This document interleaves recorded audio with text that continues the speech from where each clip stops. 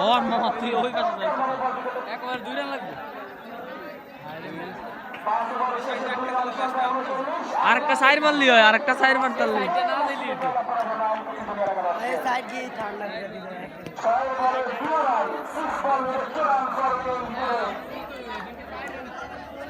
সময় নাই সময় নাই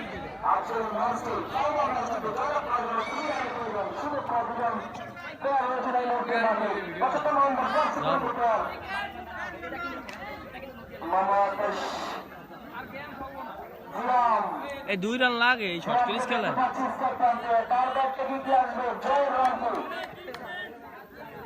অত্যন্ত সুযোগ তার